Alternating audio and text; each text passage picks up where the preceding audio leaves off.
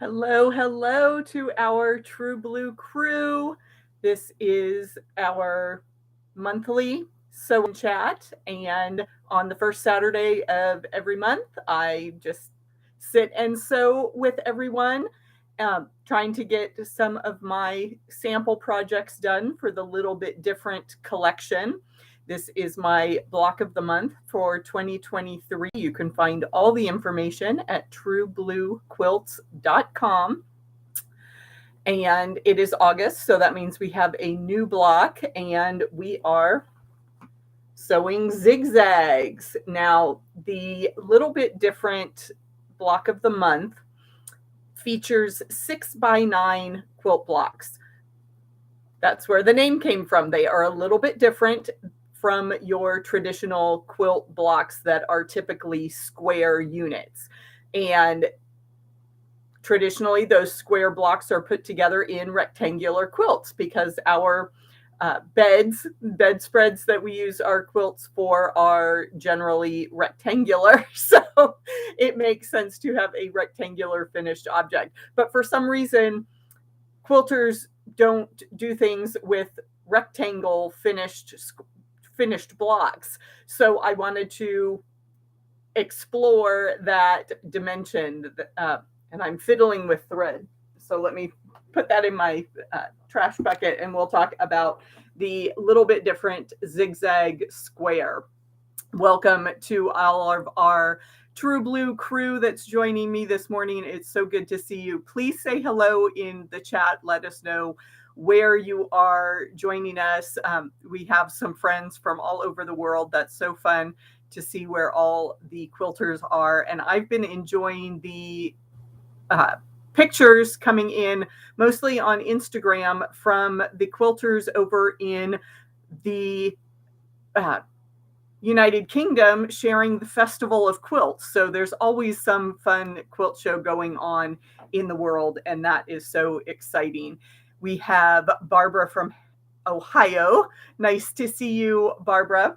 If you're looking for the zigzag block instructions, please go to truebluequilts.com. And Nancy is here from Canada. So already we have the international aspect of the quilting world represented. So nice to see everyone. I am joining you from sunny Phoenix, Arizona.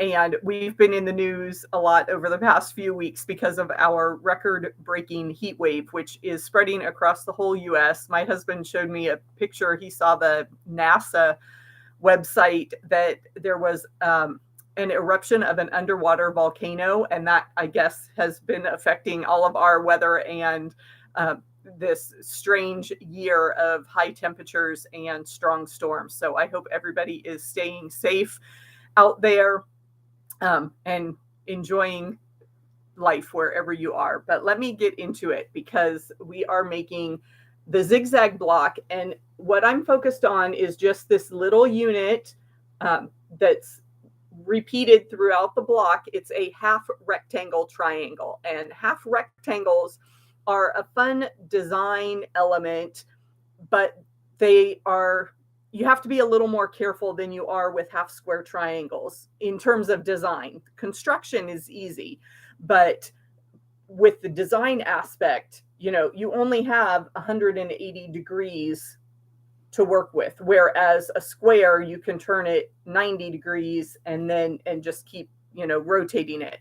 With half rectangle triangles, you need that left hand and that right hand slant, that diagonal. And so that means your construction is different depending on which angle you want to show up in your block. So we are going to make, if you study the construction, this is just a 9 patch. We're going to make 9 of these half rectangle triangles and put them together in rows to make our zigzag. But we need to alternate left and right to get that zigzag going down our quilt.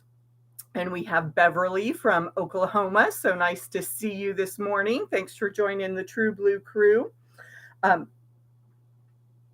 So I've pre-cut when I'm making half rectangle triangles, I always start with rectangles that are an inch bigger than my unit needs to be. So I'm working with 2x3 finished squares. So that's a 2.5 by 3.5 unit. So I want 3.5 by 4.5 rectangles to start with. And let me get my little portable board here. You can see I've already pre-cut, and I've cut once on the diagonal to make my left hand and my right hand units. And all of this gets a little bit easier with the little bit different ruler. So I was able to work with some friends of mine that have a template company, and they made me an exclusive 6.5 by 9.5 inch ruler that has the markings that we're going to be using today for these half rectangle triangles. So these are also available for purchase in the shop at truebluequilts.com. Instructions for the block are free. Ruler is $20. So we'll come back to this when we are ready to sew to trim our units. But right now we're going to chain piece. When we sew half rectangle triangles together, you want to keep all your fabric right side up when you're cutting. That makes sure you get the diagonals correctly. And then you turn them so you have right sides together to sew. And when you do that, you'll see that you have two mountain peaks.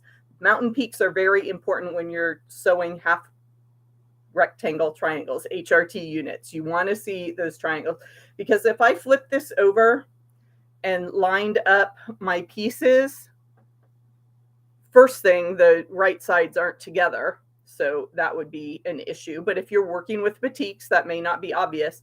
And then when you open it, it's not a rectangle anymore. And these pieces are close enough. There's only an inch difference between width and length.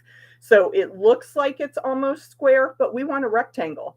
So we want to make sure that we have, now let me get my pieces back together so I can sew them. And I have to look at my original stack. There we go. So you definitely want to see those mountain peaks when you are sewing. So let me get a few of these going. I pre-wound a bobbin, so I need to thread my machine here as we get going.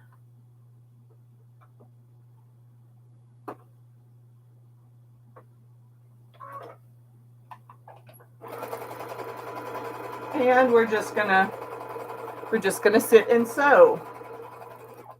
Let me know if you want a different angle of things going on here. Trying to decide which. I stacked up all my fabric, and so we're just going to go with the pairs that we're working with.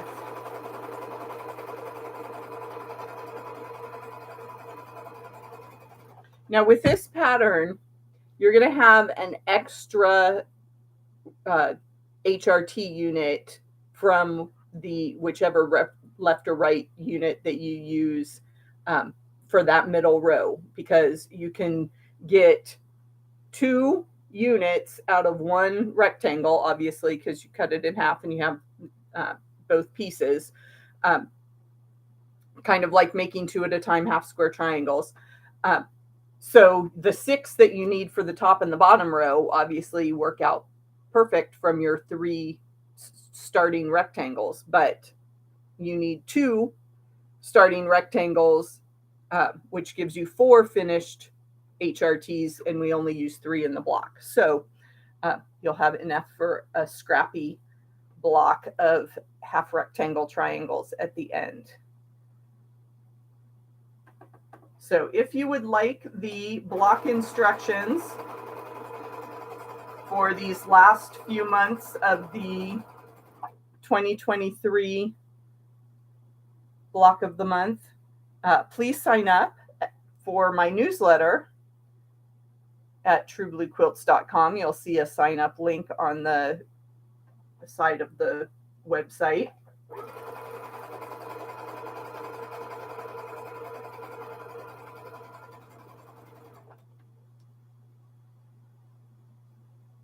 And we're doing this in real time, so you just, hopefully you have a project that you're working on while we sit and sew. Tutorial videos are great because they can cut out some of these intermediate steps as we do the chain piecing to make multiple blocks at once.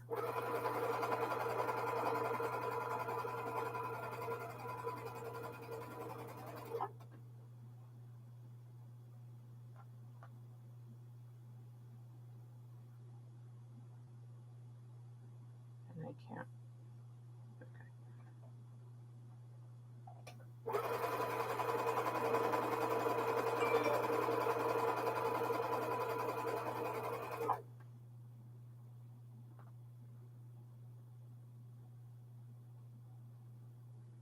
I've just got my big stack of fabrics that I'm working through, and this will eventually make enough half rectangle triangle units for 6 blocks this morning. So we'll just keep chain piecing as we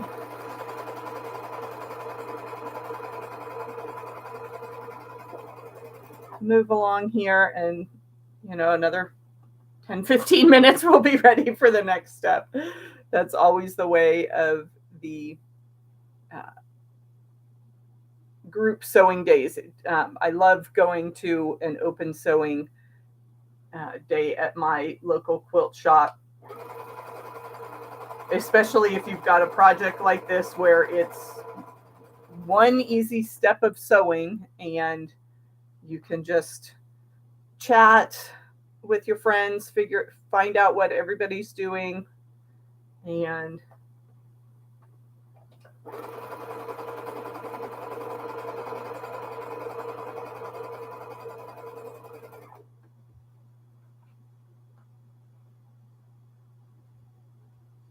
make a lot of progress with your chain piecing. But I understand it's not the most exciting live stream you've ever seen, but we're all quilters. We understand the process here. I am using some teals, turquoise shades, and some yellows and tans and creamy colors, using sea glass and beach tones as my color inspiration. I was able to take my daughter and some of her friends to the beach a few weeks ago, and that is so enjoyable, just to walk along the beach. And I was laughing at all the kids that are digging their holes to make their sand castles. It's just a kind of human nature when you're around sand to dig a hole and pile it up.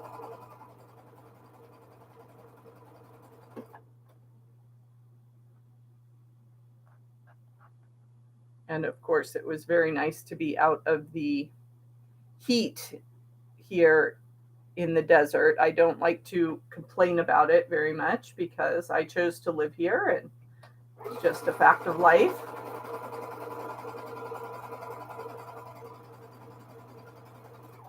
We don't do our outdoor activities in the brutal heat. We save those for the beautiful winter months. So if you want to come visit Phoenix, plan your vacation from November through February are our best months of the year. We do hit triple digits in March occasionally and into October. So summer definitely extends for most of the year around here.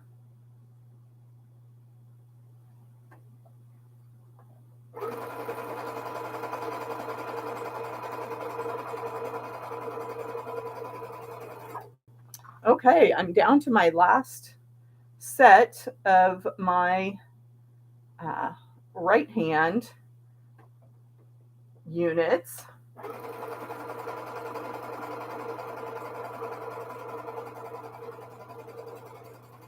My uphill units, as I'd like to say, and I am going to pull out my handy thread cutter. I love these little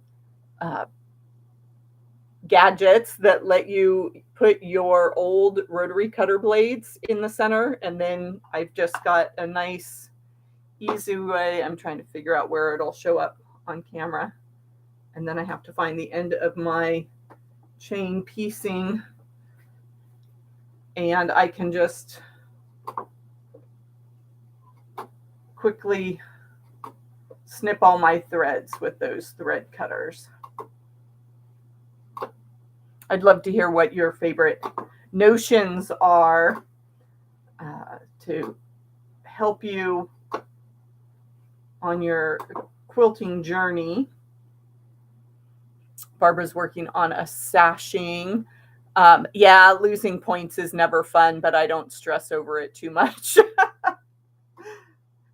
Do what you can to preserve as many as you can, and then, you know, that's the wonder of the human brain. I always tell beginner quilters that when you're looking at a quilt, like, you know, this is a star.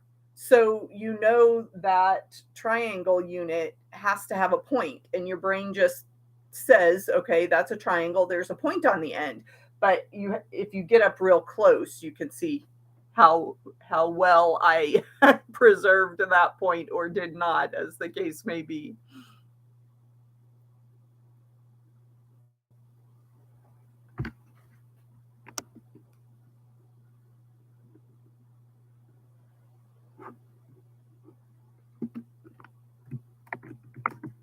I'm gonna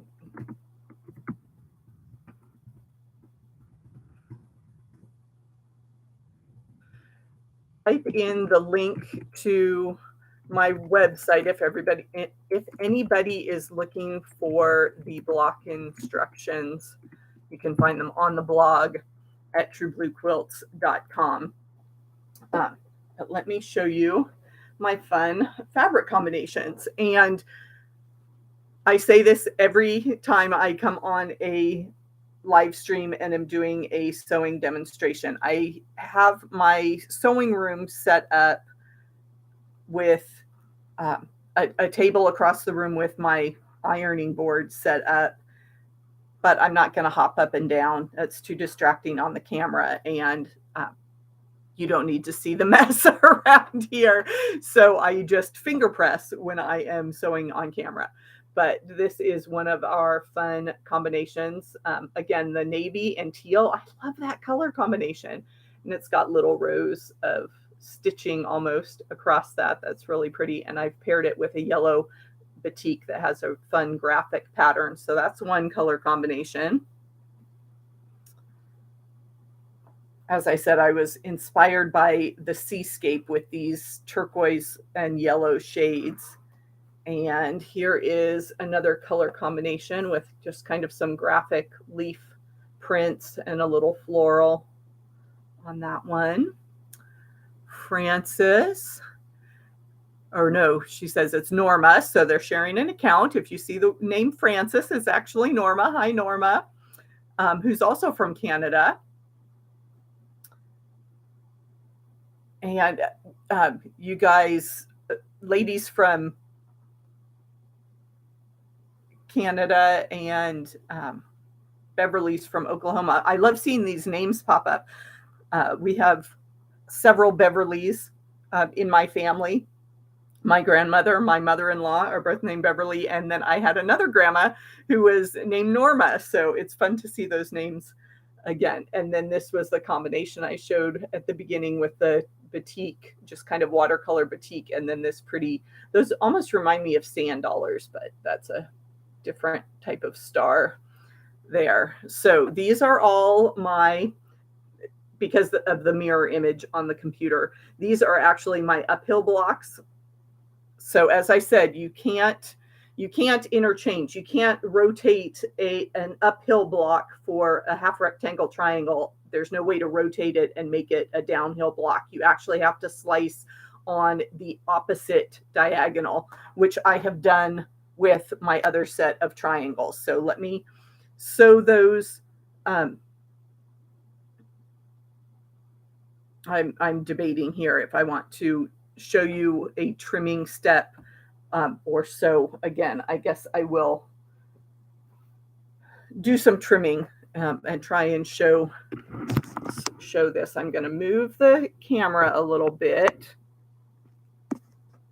and I'll explain as I am trimming these, and then I will do a better video tutorial where with the camera overhead so you can see exactly what's going on with the ruler.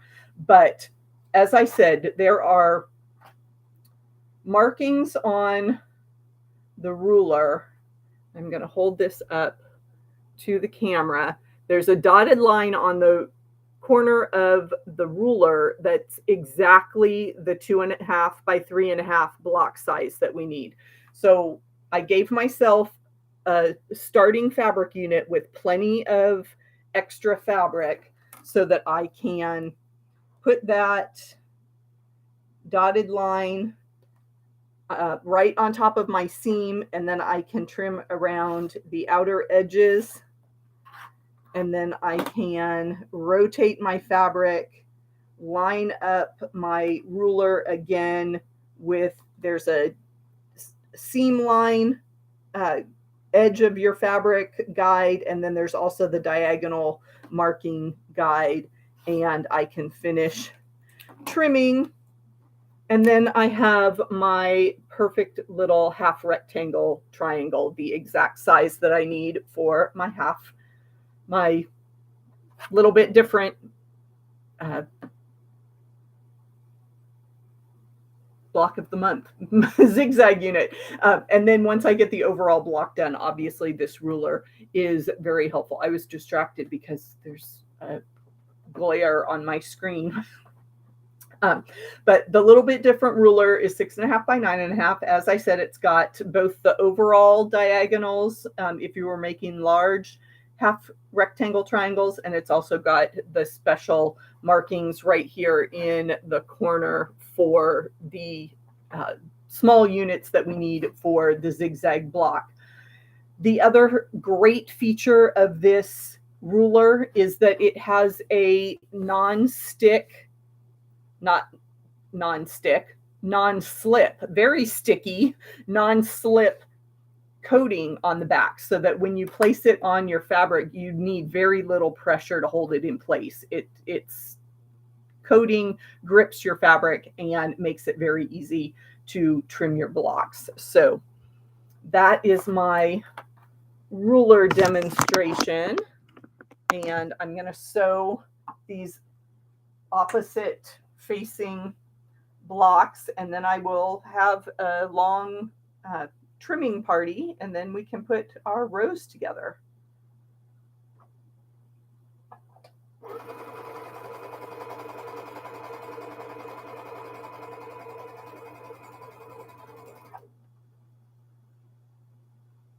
And I was debating whether or not I should just jumble all my fabrics and do really scrappy blocks.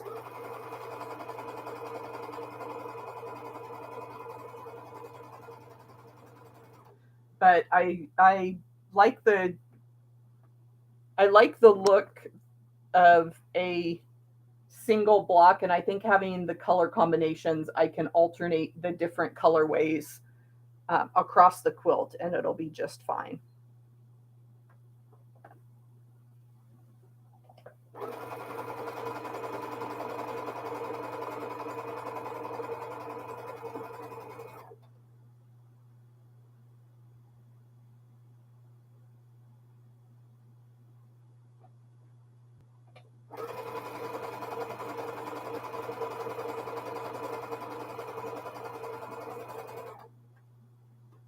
the I've been designing a different quilt with each monthly block that's released. So that's been a fun design challenge, is coming up with a different layout for these blocks. And then it's also, because of the 6x9 size, it's been a challenge to then get that into a typical quilt size.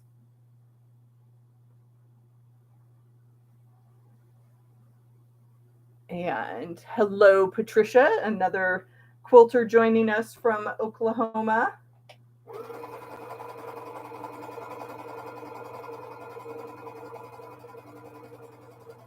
If you scroll back in the chat, Patricia, you'll see where everybody's from. And we've had at least one other, I think Beverly said she was from Oklahoma. That would be funny if you guys were in the same guild or quilt group and sewing together today with me on in the background.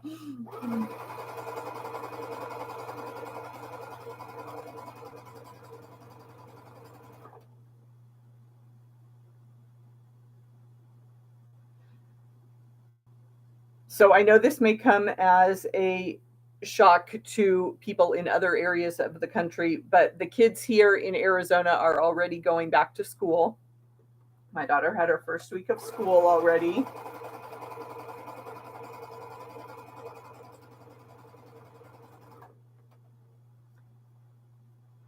And they start early around here so that we can have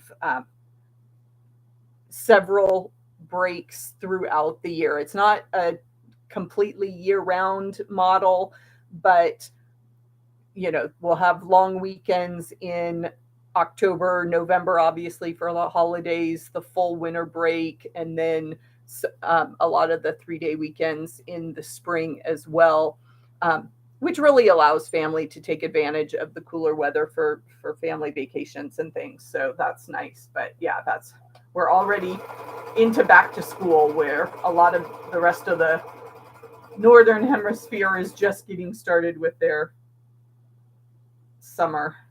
They're in the middle of all their summer vacation plans.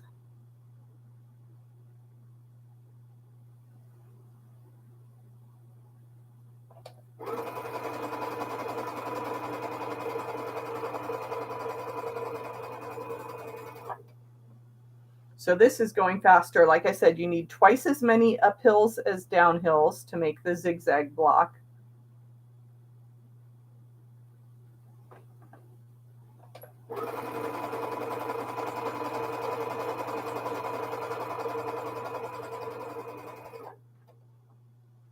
And I'm just pairing those fabrics together, making sure I have my 2 mountain peaks when I sew on the diagonal.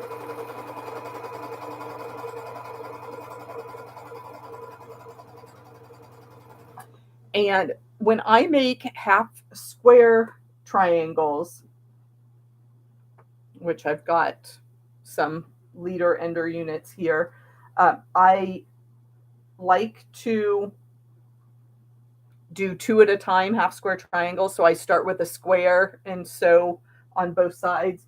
But with half rectangle triangles, you really can't. There is a way, but you have to angle your fabric, and that just visually doesn't, my brain doesn't compute that very well. So I always cut my triangles first for half rectangle triangles, but when I'm sewing half square triangles, a lot of times I will use the 2 at a time method and start with a square. So let me know if you are a lover or a hater of half square triangles.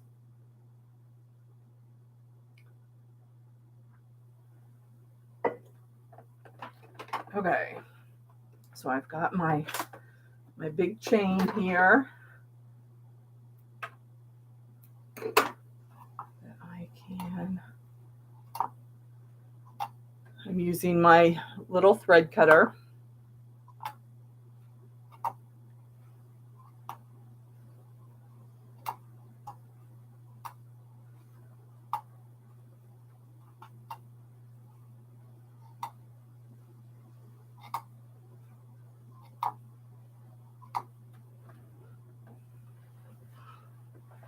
Trying to keep track of my scraps there. I've just started a dedicated trash bag for fabric scraps because I am trying to find places that recycle fabric bits. And I've seen a lot of ads online. You know how social media is. If you watch an ad, then you start to see that company more and more often. And it's a group called 4 Days, FOR_DAYS. And they're more into garment recycling, so that like if you're cleaning out your closet, you can send them your old t-shirts and that kind of thing, and they will repurpose as much of that material as they can.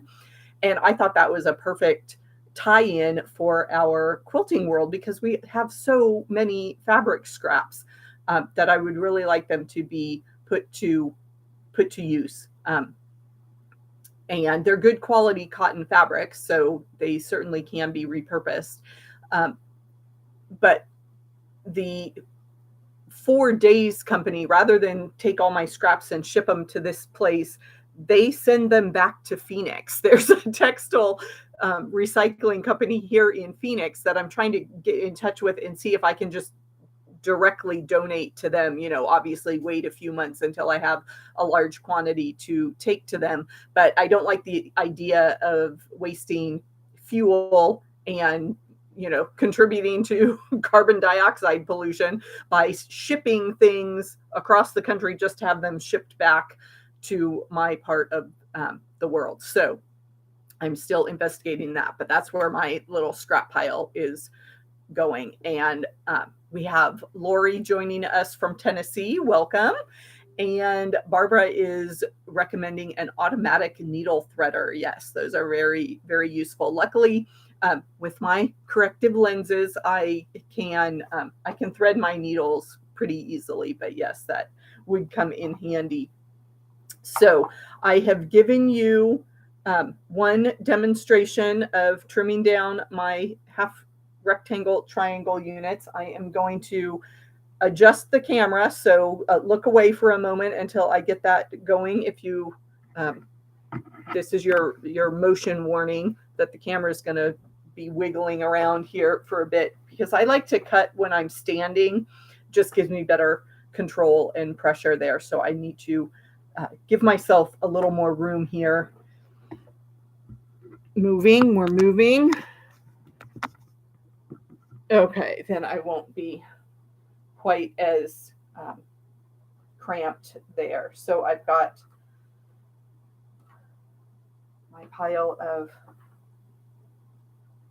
rectangles. I'm just finger pressing these seams. And when I am working with half rectangle triangles, I press my seams open. So I'm just finger pressing those so that they are open. I'm finding the guides on my ruler, laying those right on the seam line and trimming away.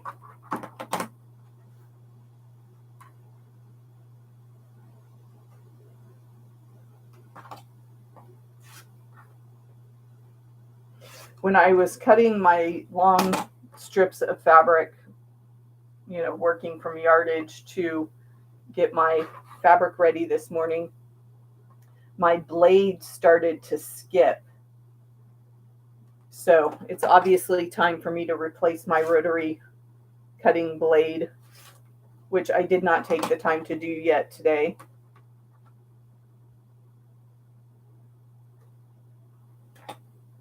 But I don't notice the skipping. And when I say skipping, I mean that it misses some threads. It doesn't cut all the way.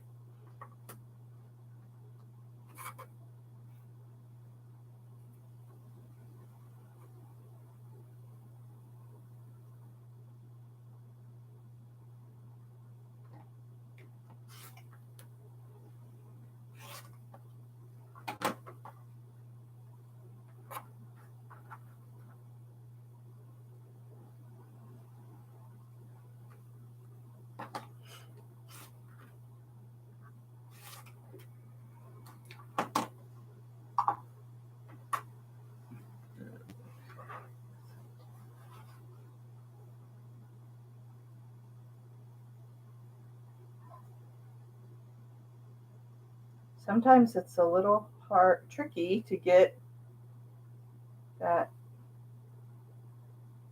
seam open to get started pressing.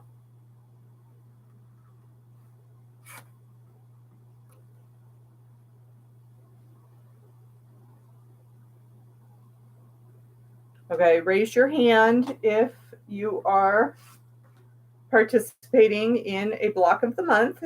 I would love if everybody said yes, they're doing sewing along with me for the little bit different block of the month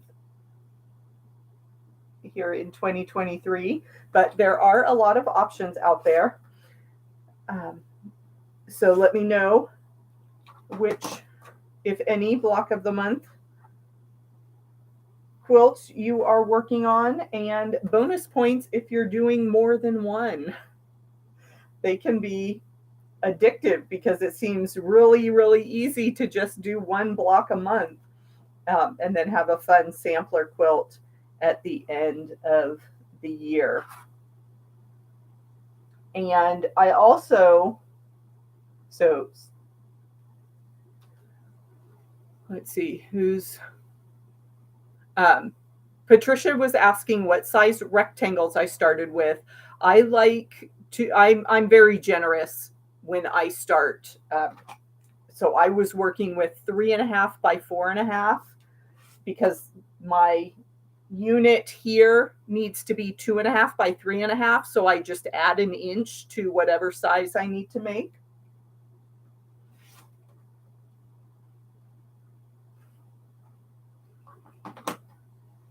And I got started with half rectangle triangles when I saw the angle play templates. And I have a whole series of patterns written for angle play. And angle play is rather than using a rectangular ruler like this to make your blocks, you actually have triangle templates that come in a variety of sizes. And so I started designing around those specific size triangle templates to make half rectangle triangles. And then I branched out and started the little bit different designs, and angle play did not have a 2x3 template, so I needed to just come up with my own. And obviously you can trim half rectangle triangles with any regular ruler. You just don't have that guide to put right down across your seam line. And I just got tired of having to search for the numbers on my ruler. I much prefer having everything marked and I can just look at the markings and go, rather than have to read and interpret numbers and say, oh, am I exactly lined up at 2.5 by 3.5? And the markings on this ruler make it very, very easy. And I should be sorting my colors, but I'm not at that step yet. So we're just going to trim. I feel like Dory, and these colors actually work for Dory from the Disney movie, Just Keep Trimming, Just Keep Trimming.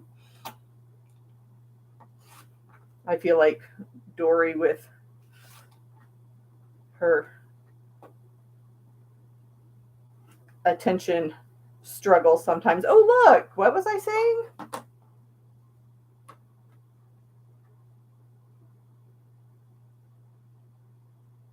There's something shiny over there. Let's go see. Get distracted with 15 other things on your way across the room.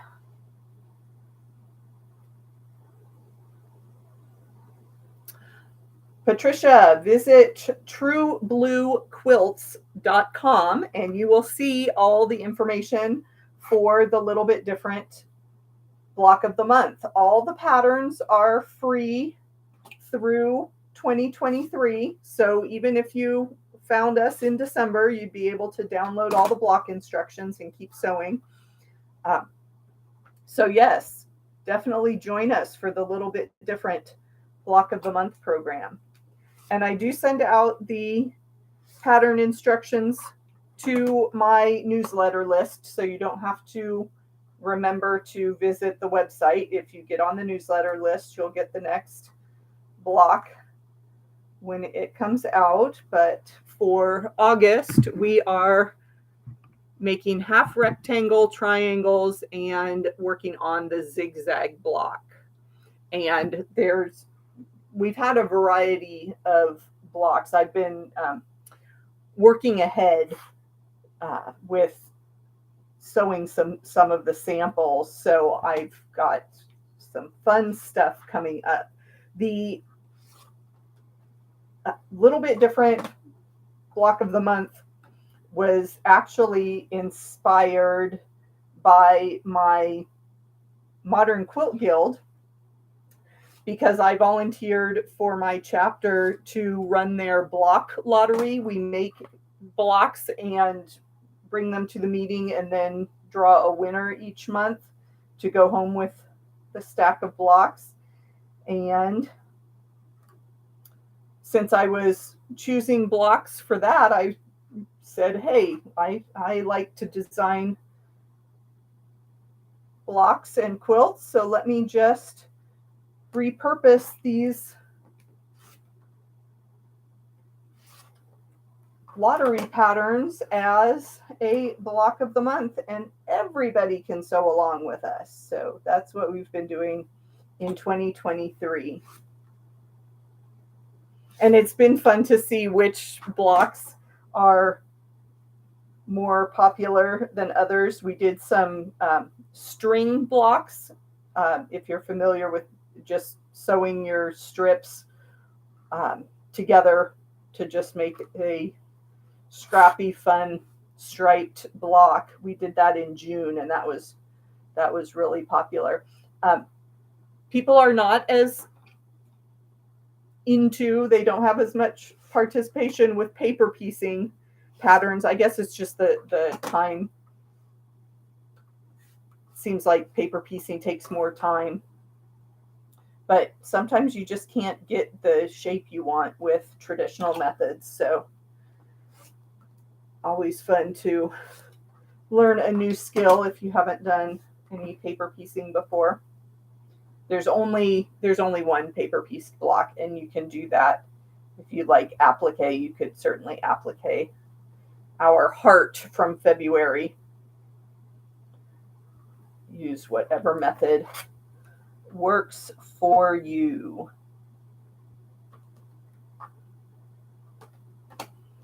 So let me know if this would be too much waste for you. I'm starting with fabric that is an inch bigger than the unit I need. So obviously you lose some of that in your seam allowance, but you also then are going to lose at least half an inch of fabric in the trimming. And if you would like to start with smaller rectangles when you make your half rectangle triangles, obviously as you get more experienced and figure out, if that's too much fabric waste, then try starting with a little bit smaller rectangle in your first step. But you may lose some accuracy. And just the nature of the half rectangle triangle, it's a little bit off grain. So if that's going to bother you, then perhaps this technique is not for you, which is just fine. There's plenty of different methods out there in the quilt world that you don't have to do things exactly like I do. I do encourage you to try it the way the teacher explains it the first time, and then you can make your determination after that if you think of a better or different way to do things.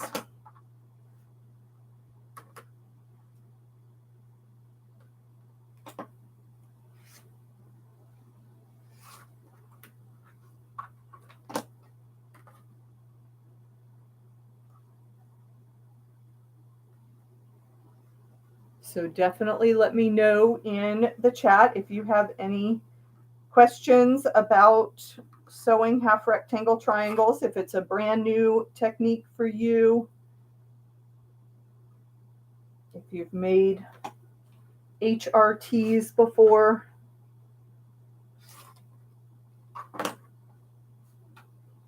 And how you find that process, if you, is it super annoying to make oversized units and then trim down, or if you're okay with that. Kind of a necessary evil almost. Not everybody's favorite, but obviously a very useful step in the quilting process. So my other big, well, I have a couple big announcements that I can share here while I'm about 2/3 of the way done with my trimming step here. I want to thank all of you followers of True Blue Quilts, because I hit 10,000 subscribers on YouTube. That was so exciting this week to watch that number hit that milestone.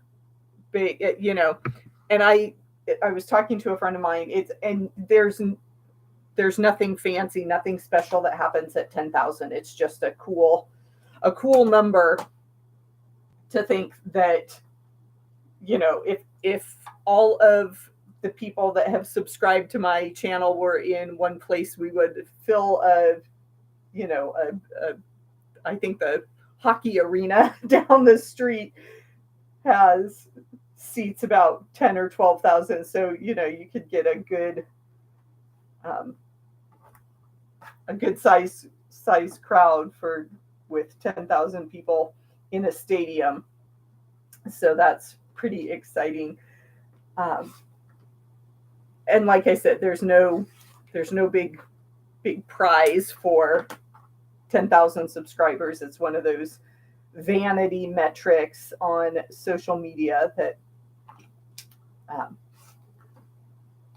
and it won't change what I do. I like being here on camera. I like sharing the various quilt projects that I do. I like teaching you new things.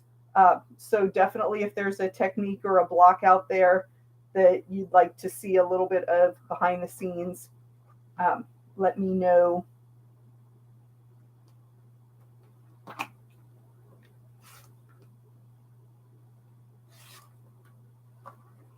So that fun countdown happened this week, and this week I also launched a podcast, and I set it up as a video podcast. So we do have a YouTube channel here. If you like to stay on YouTube, hop over to Quilting on the Side is our new podcast. If you're curious about the business side, a peek behind the scenes at building a business around your quilting hobby, you can check that out. And I say I've partnered with a quilting friend of mine, Tori, from the Quilt Patch by Tori, and we've got one episode out right now, and our official launch date is next Tuesday, so we'll have more episodes available on Tuesday, August 8th, and then there will be weekly episodes, and we're alternating interviews with some of our quilting friends and and then just chats with me and Tori. So let me.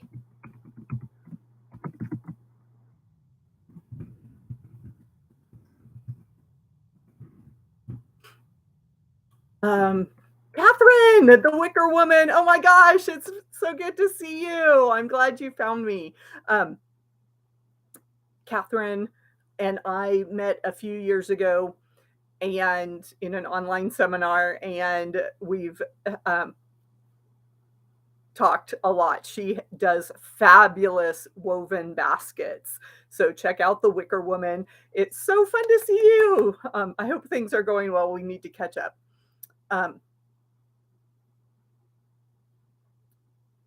And let me put a link to the podcast website. We are having a launch party on Tuesday night. So if you want another live quilt conversation, come join us. And we've got some fun stuff coming up for that launch party on Tuesday. So those were my big announcements. And I've just got this stack of units to cut. So let me get busy doing that so we can get back to quilting. But yeah, it was fun to hit 10,000 subscribers. I've really enjoyed my YouTube journey. And I've got, lots of quilts and lots of things to share as we continue. So not going anywhere.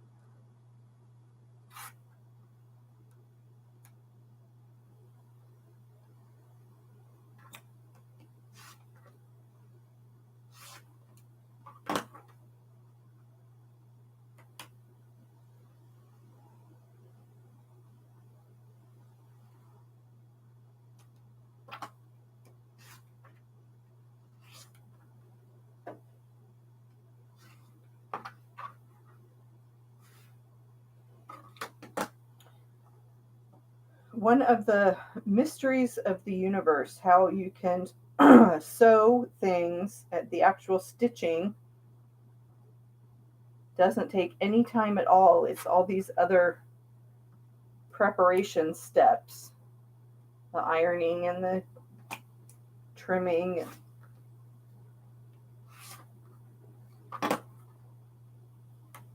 But it's so much more fun when I can share it with you. So thank you for being here for our monthly sew and chat. Set a reminder on your calendar at the first Saturday of every month. And occasionally we'll have an afternoon broadcast, but I am an early bird, so I like to get up and get things done in the morning. And that leaves my afternoons and evenings free to spend with my family on the weekends.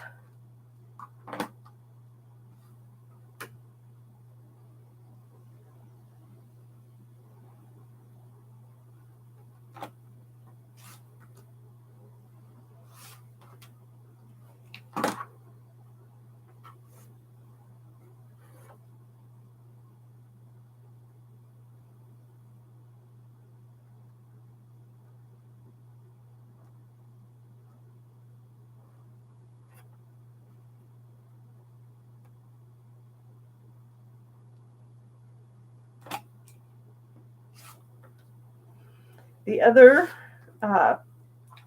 quilting that I was doing in this last month in July was I was working on a Christmas in July project. I had a holiday quilt that you can see on my website. If you look back at the blog posts, there's a Christmas in July I worked with a friend of mine to do some applique because I do not. That's one aspect of quilting that I really don't enjoy and I don't do much of. But I had a quilt pattern that I really thought would benefit from some applique. And so I reached out to her and we collaborated on our Holiday Friends pattern. And you can see that in one of my recent videos. You can see that quilt. And if you enjoy applique, then I highly recommend Becky Campbell.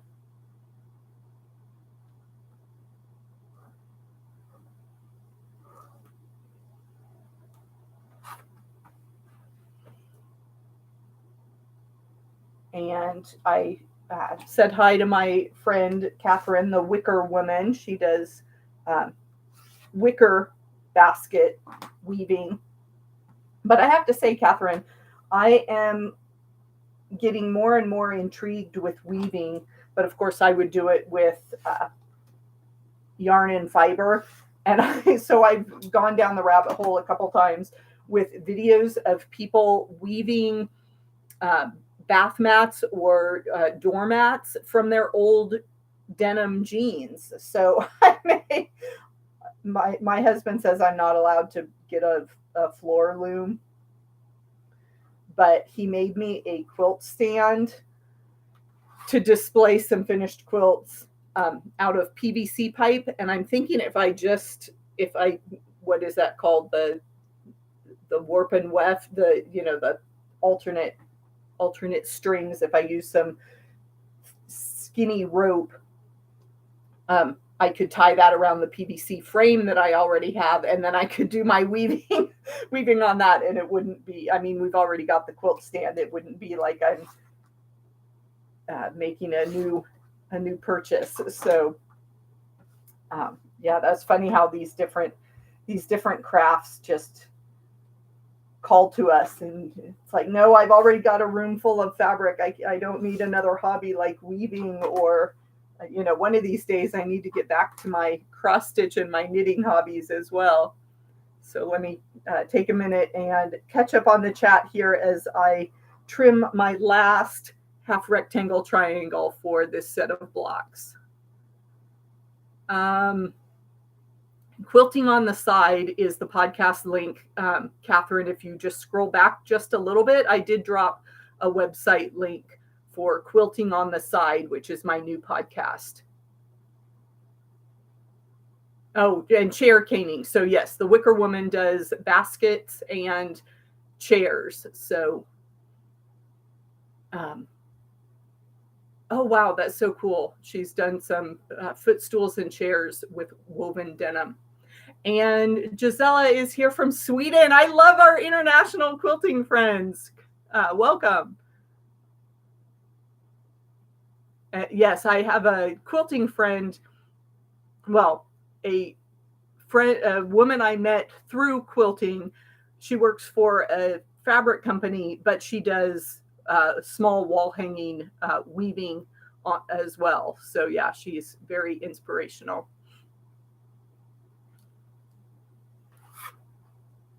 Okay, let me get this last quilt block.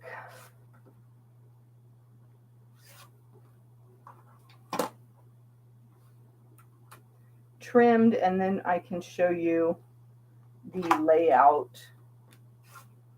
And what I need to do, I've been pondering over here how to show you my layout. And I do have a small felt board quilt stand, but you have to put it together. So note to self, as I'm prepping for these live shows, I need to get that stand set up ahead of time. Let me move all my scraps. Give me just a second. Excuse me. As I squeeze by, I'm going to take my pile of scraps and put them in my recycling bag.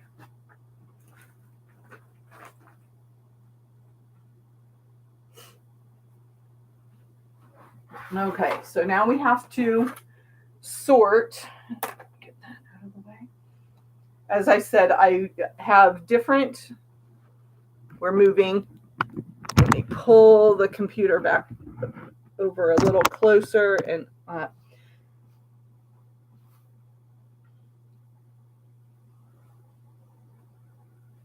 so I've got my 3 color combinations here. I've got that kind of floral. I've got my big bold graphics, and then I've got my subtle shades there. And I'm just going to sort by color so that then I can get my block lined up. Obviously, you can make this a very scrappy block, but I don't think I want to do that for this version.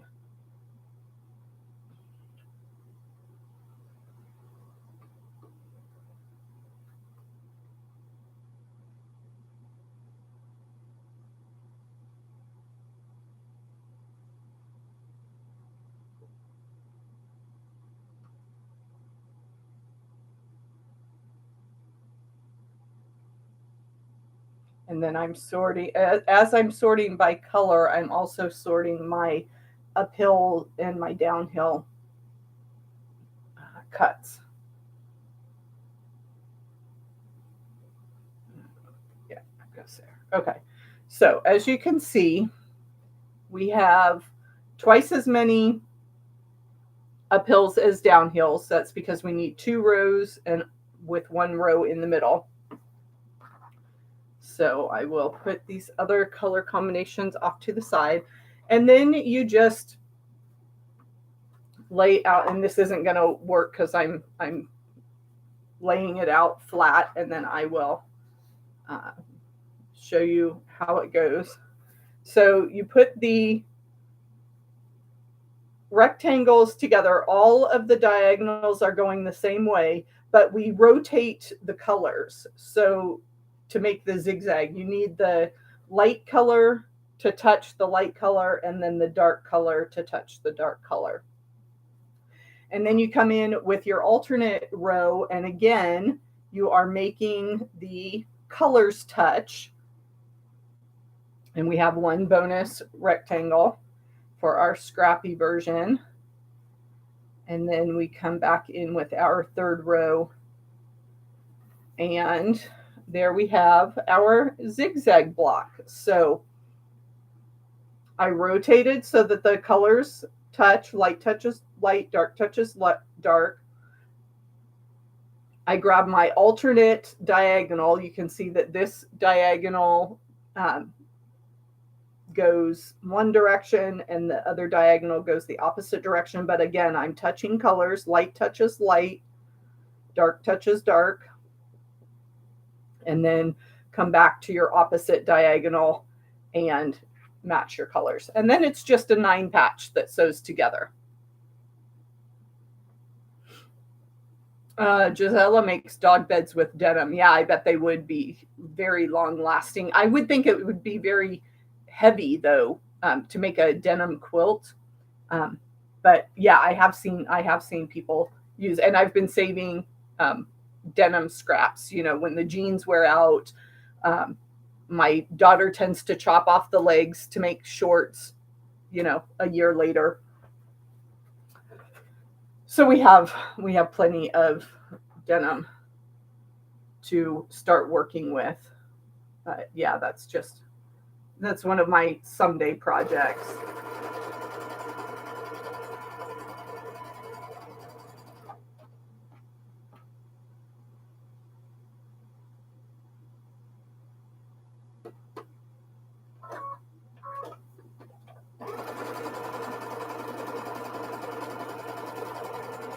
If only we could live long enough to finish all of our craft projects, right?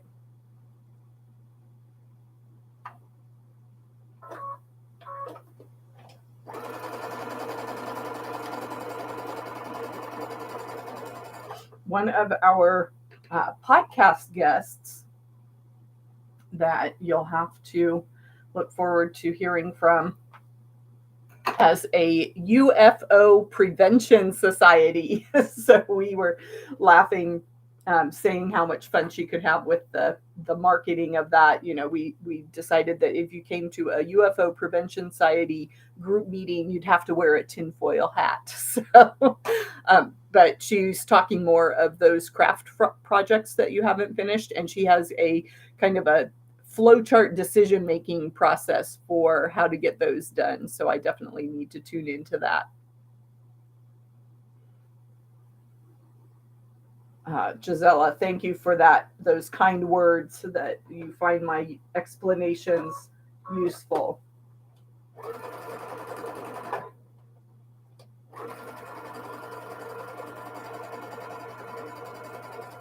It's my teaching personality, or sometimes we like to say that it's the bossy older sister coming out, because I am the oldest child. And when I think back to being a kid and my brother and I having to play together, you know, I'm thinking of it as this nice little playtime, and he's like, "No, all you did was tell me what to do." So, oh no, Gisela is recovering from a broken arm. Well, I hope you heal quickly, because yes, that would be very frustrating to not be able to work on your craft projects.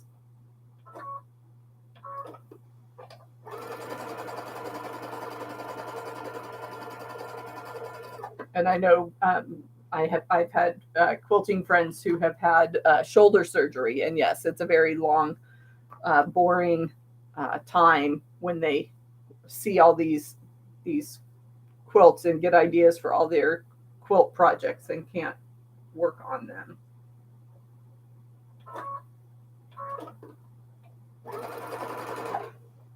Okay, so you might have heard my little sigh of frustration.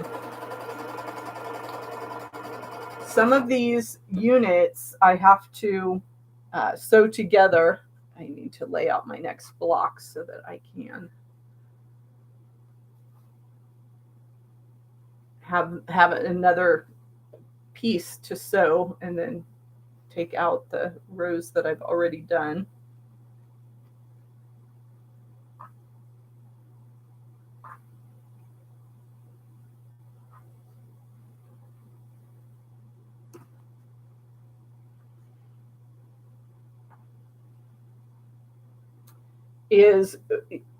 I'm getting ready to sew, and the piece with the seam is what is starting underneath the needle.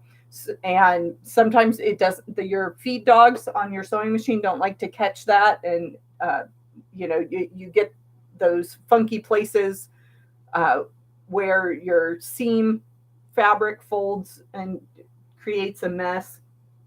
So what I like to do with that is make sure that I have a leader ender or a previous unit sewing.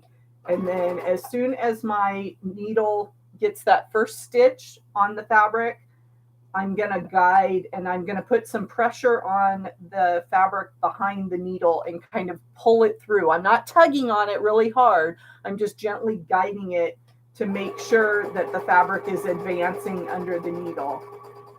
So if you're having trouble getting those triangle units started, you can try that trick. Now, when I'm only working with a few rows, you saw me grab my scissors instead of my thread catcher. The thread cutter is great when you've got a long chain of blocks, but usually when I'm only working with a few rows that I need to get together, I'll just grab my scissors. And again, I am finger pressing all of my seams open. And you would think that after a year of doing these monthly live streams, I would go out and get that silly roller, the wooden presser that I want for finger pressing. And I still have not done that yet.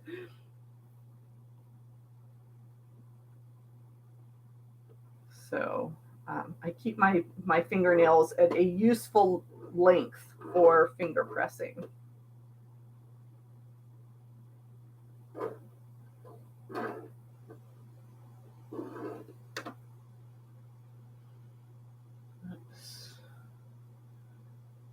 And then you just lay out your rows, again, keeping that zigzag pattern going.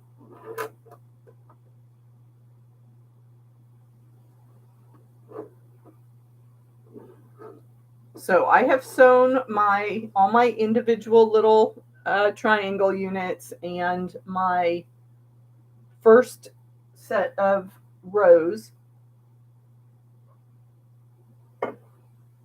sewing those triangles into rows without any pins. But when I have to put these two rows together, now I start to match seams, and now I will grab my pins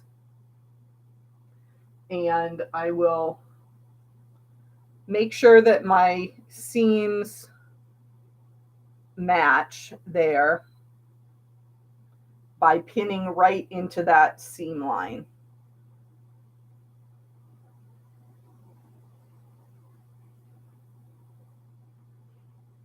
And you can barely see the pins there on my seams. I'm right-handed, so some people will have their pins sticking out on the raw edge of their fabric, and you notice that my pins lay on the fabric side. And for years, I thought that I did that backwards. That was just the way my mom taught me how to sew. And it's backwards. A lot of people will like to have the pins on the right so they can pull that pin out with their right hand as they're sewing. But I actually heard someone explain that it's better to do it my way. So I'm not backwards.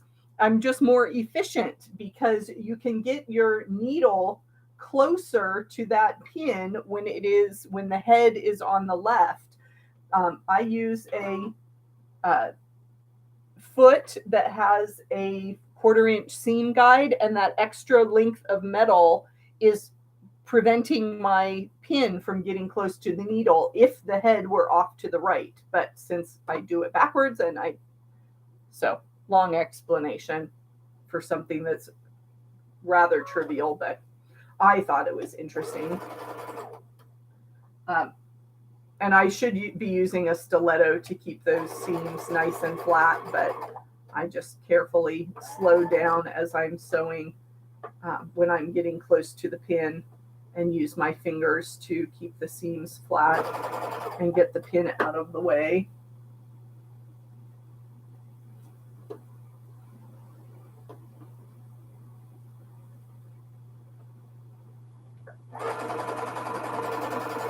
The other thing you can do when you are sewing to make sure you don't lose your points is to make sure your needle is hitting right at that point.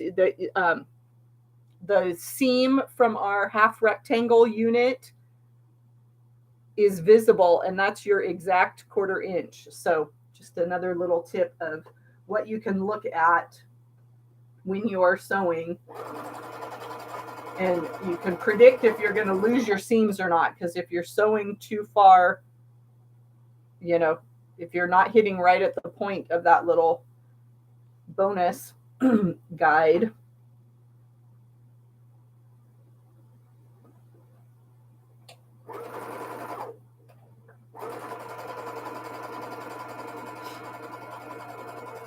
oh, I'm getting a scratchy throat.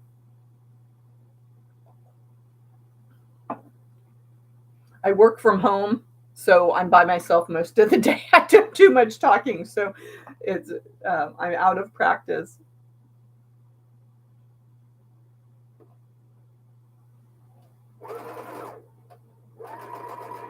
And you can hear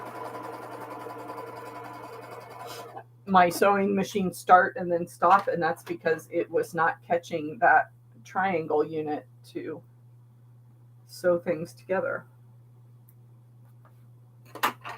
So we've got our first 2 rows of zigzag, and then we can just line up. Again, we're matching our colors. You can see that if I had this row turned around, I'd be touching different colors and wouldn't make my zigzag. Excuse me.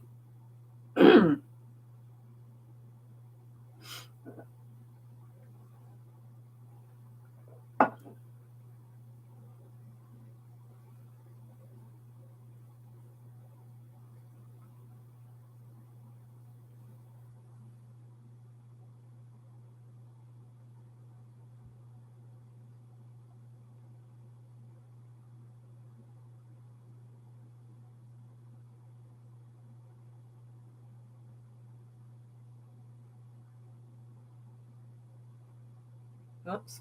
So I always check my needle placement on the, or not my needle, my pin placement when I'm sewing rows together. And if I didn't get them lined up correctly, your pin will not be on the seam line of the back side. So I always check front and back to make sure that my pin is exactly in line with that seam.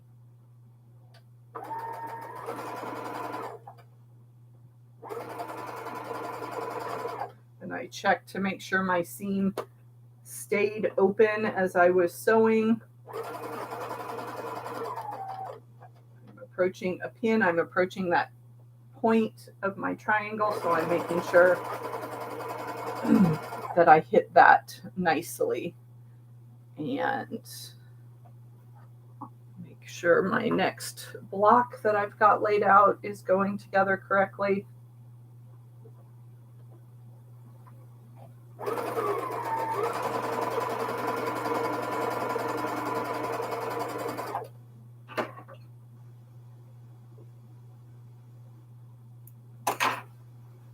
Ta-da! Here is the, whoops, that zigzag is not correct. What did I do wrong? Okay, so you can see that I made an arrow block, but this row does not zag. I zigged, but I didn't zag. So let me take that apart, and I don't. All my seam rippers are in the other room next to my long arm, so I'm just going to do this with. See if I can get it started with my scissors that have a sharp enough point there.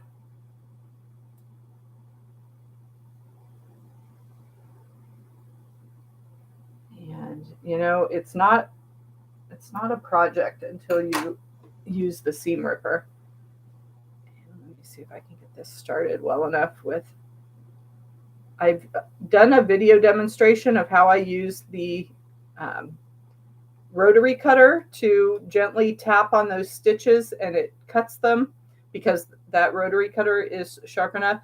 And if you're keeping your fabric out of the way and you're only touching the stitches, you can quickly, you're not cutting into the fabric, you're just barely slicing through the thread. I can use that rotary cutter when I don't have a seam ripper handy. Okay, so let's turn that. You know what? I had it on the wrong end of the block. This was row 3, and I sewed it on top of I sewed it on top of row 1 instead of row 2. So there we have our nice zigzag. So do as I say, not as I do. Make sure that your block has both a zig and a zag. You can see how easy it is then to get things that are not lined up. I mean, I was matching my colors correctly, but I wasn't paying attention to which direction the diagonals were going.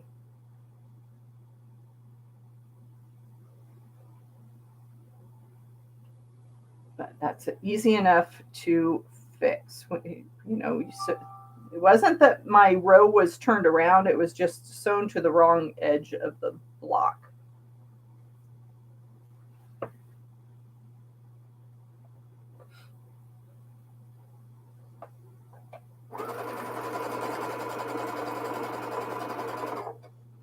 So follow the diagram and keep your seam ripper handy, I guess. It's the best advice when you are sewing. I typically have to rip out at least one seam per quilt, it seems like. Have a good afternoon, Catherine. Gisela is asking if I have a Facebook group. There is. You can find True Blue Quilts on Facebook. Yes, I have a page that I post to. I have not been very good about keeping up engagement with a group on Facebook. I just have so many things going on that it's hard to interact with people, and everybody's busy doing other stuff. So um, I am on Facebook, but it's maybe not the interactive group that you are looking for, Gisela.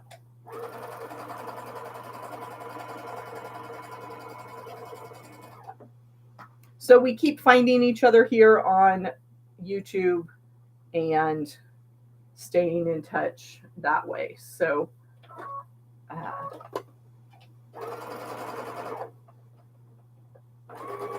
subscribe to the newsletter, and that will keep you informed. Let's see how I did this time around. Yes, I have a full zigzag. So that block is done. And I can get my next row sewn together.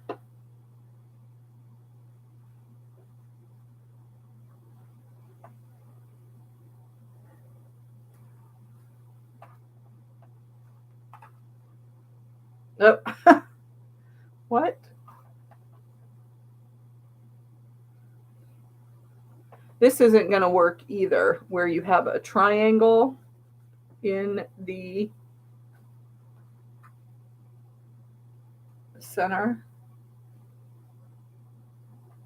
So again, I've been sewing these units on the wrong end of the block. So obviously I need to pay a little more attention to my placement as I grab and go. You would think that things would I would be able to follow my own design.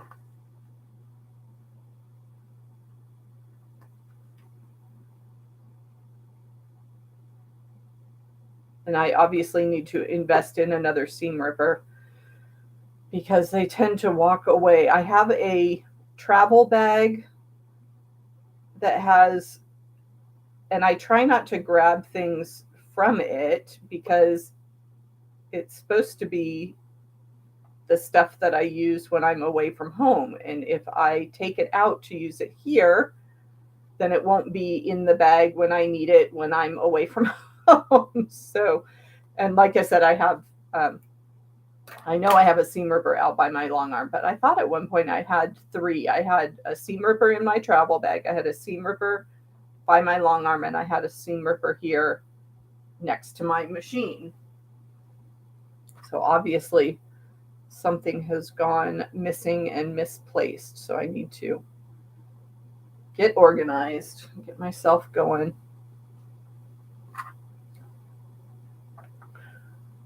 Okay, so my problem was that I was trying to sew my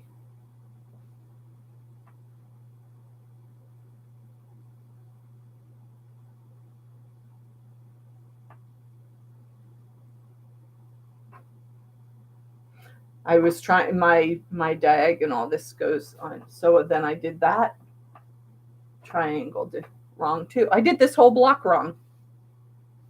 That's unfortunate. So let's we'll put that aside. And we will lay out our next block the right way.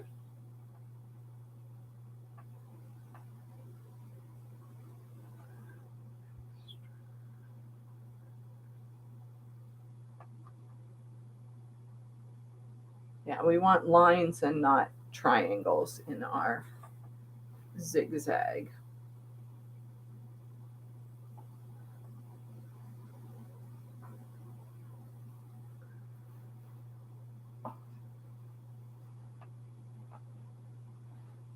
So a way to solve this problem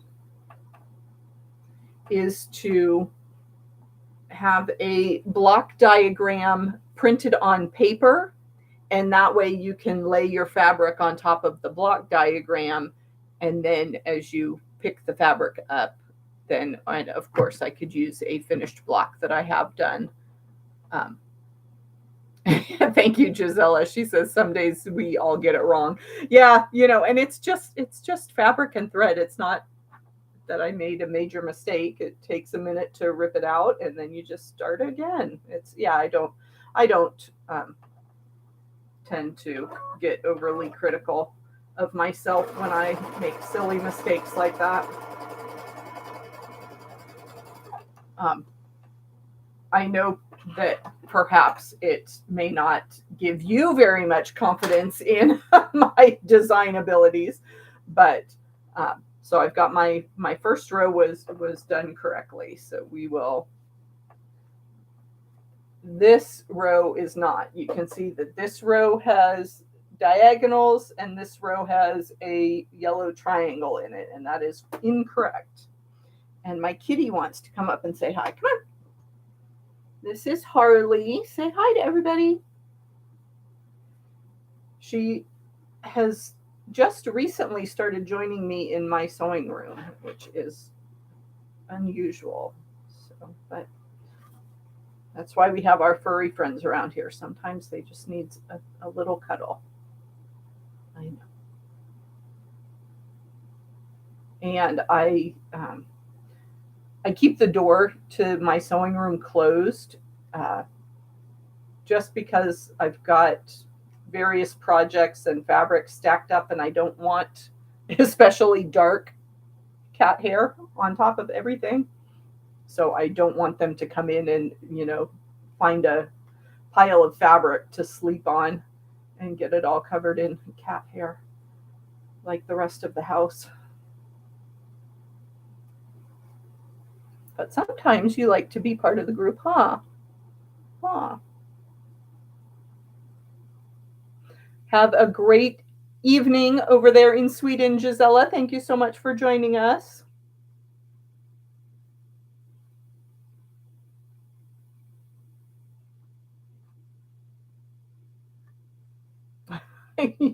You're looking very pretty there. You like being on camera? Yeah. She's purring at me, so.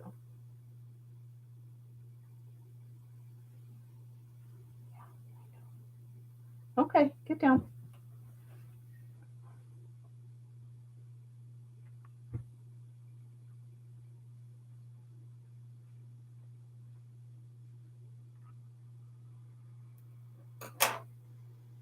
This last few stitches, it was at one point where you heard the machine not want to advance, and so I've got a big old knot of stitches there that don't want to come out.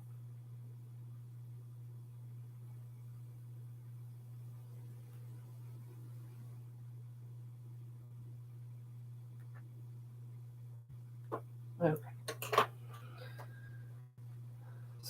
So let me see this. That goes on. Yeah, I had the wrong pieces with the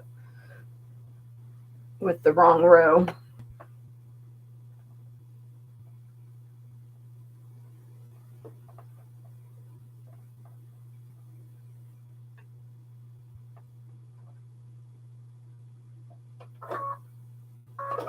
But we are back on track.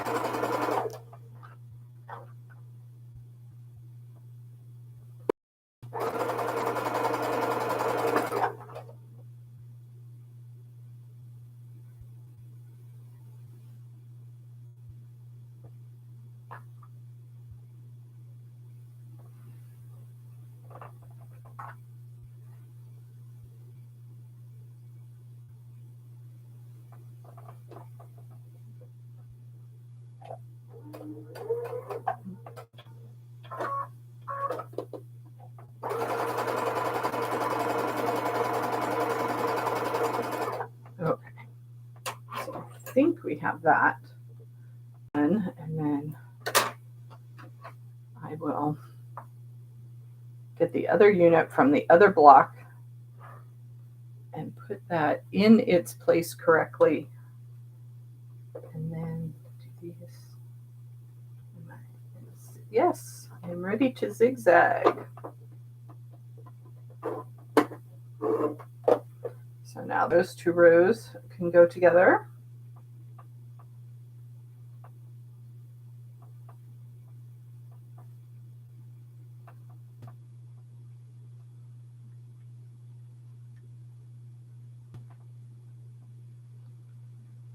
So if I were ever to do a blooper reel, I would definitely include this little diversion that we've had this morning when I had my rows sewn together incorrectly.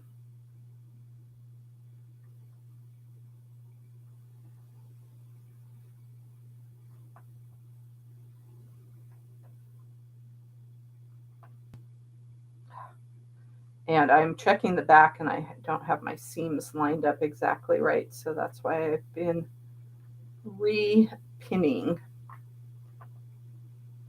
And when you press your seams open, they don't nest. So it can be a little bit more of a challenge to get them lined up correctly.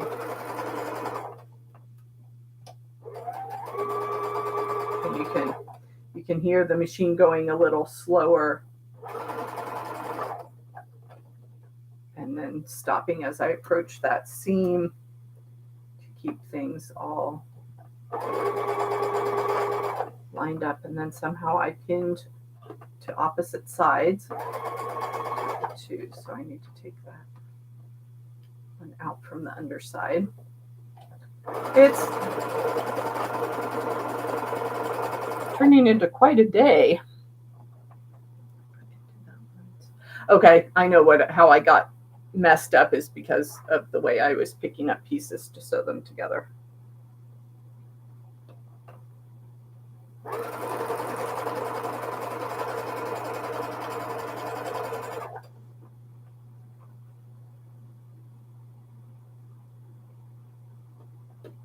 Always helps when you do the second step, the way you set it up, and don't change the way you put down and pick up pieces.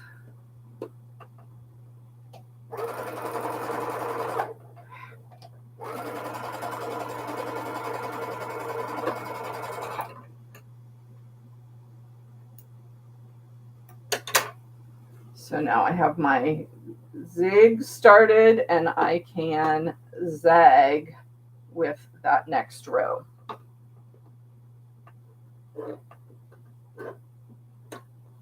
So again, I will visually check to make sure that my rows are lined up correctly. And I will hopefully get my pins both on the same side of the fabric this time. I don't know how I turned that around. Ended up with one pin on the right side and one pin on the back side.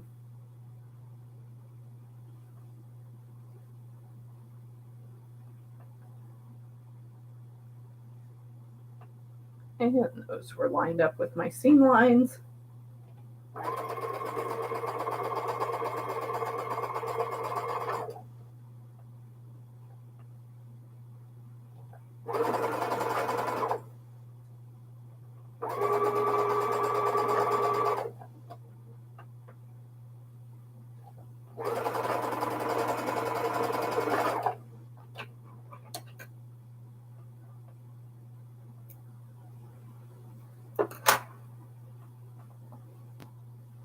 Okay, and I was double checking my rows and it was making a triangle, which I did not want.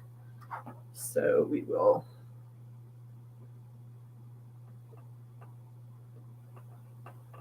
make sure we get our next fabric pieces lined up correctly. And we will have done 3 blocks this morning.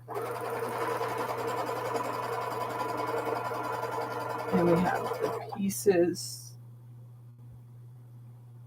Yeah. So there is our second zigzag block with that bold, bright fabric.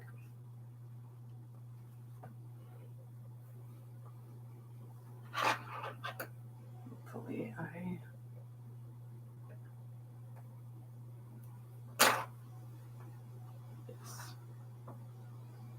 got my zig.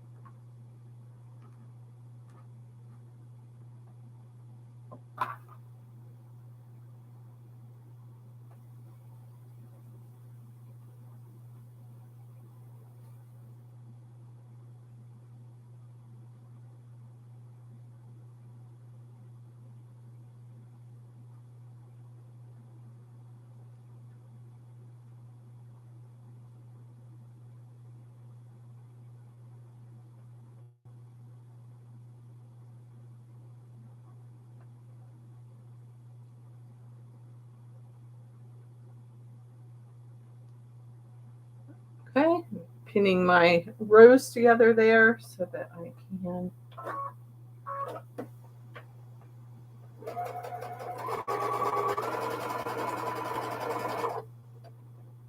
and as I was saying earlier, I start off sewing a little bit slower to make sure that the fabric is feeding through the machine when I'm sewing these triangles,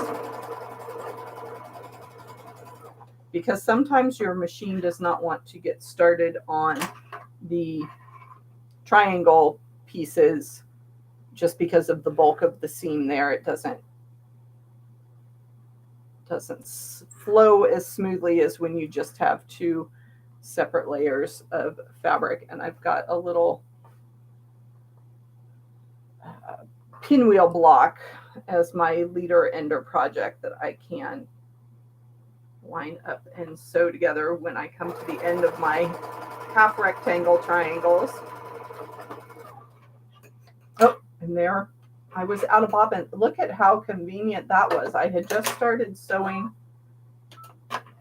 my leader ender block and got just like 5 stitches in, but I had enough in my bobbin to finish my zigzag rows. So that was serendipitous, but I did remember to wind a new bobbin earlier this morning, so I can drop that in.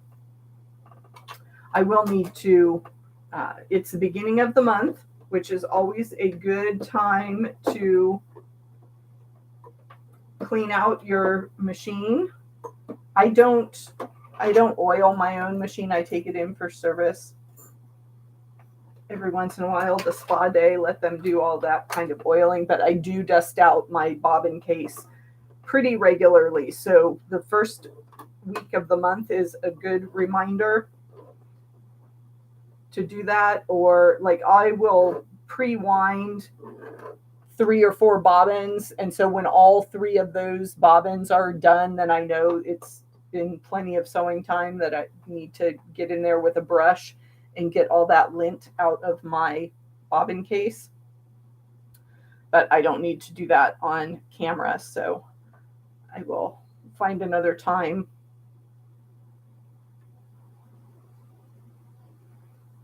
to get that done. And we have one more seam, and then we'll have another round of show and tell. But I want to make sure I get that pinned a little better. There we go.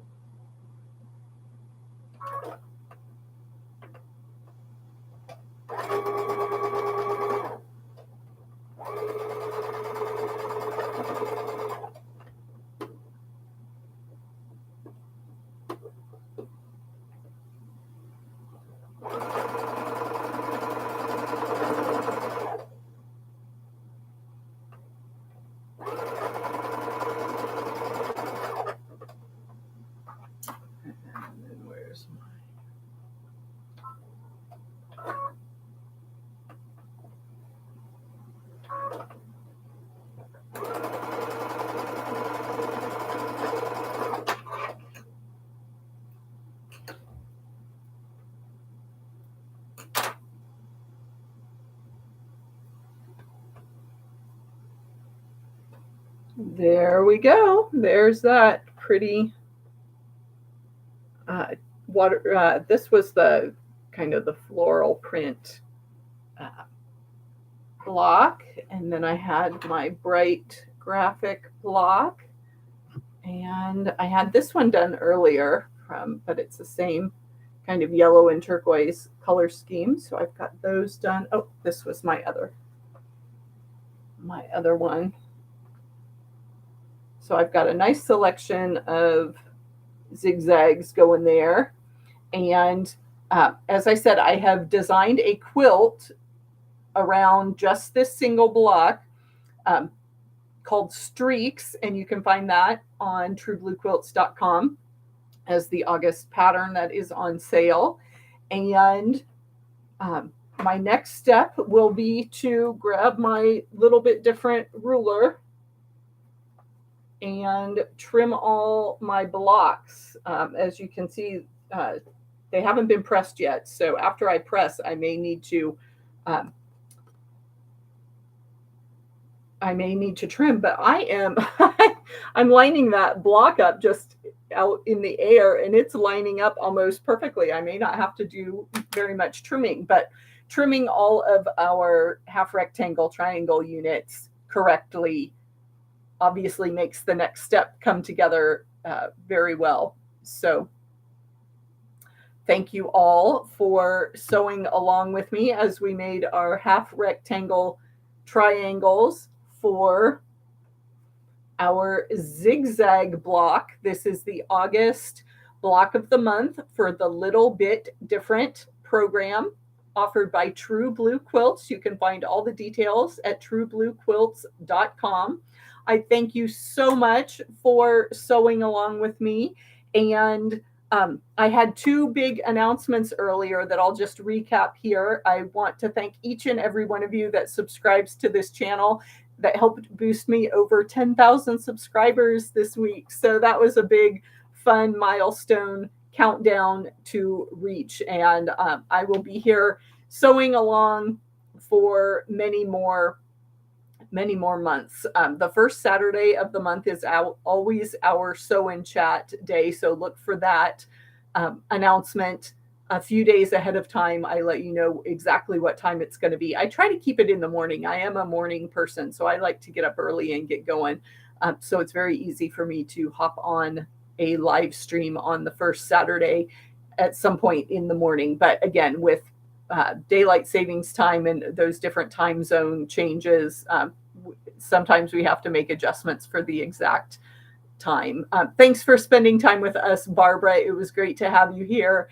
And you can follow along with my quilt business life by tuning into the Quilting on the Side podcast, brand new podcast for quilters. If you've been curious about writing patterns, about what is involved in building a quilt business, please join me and my co-host Tori at Quilting on the Side. We are having a big launch party this weekend.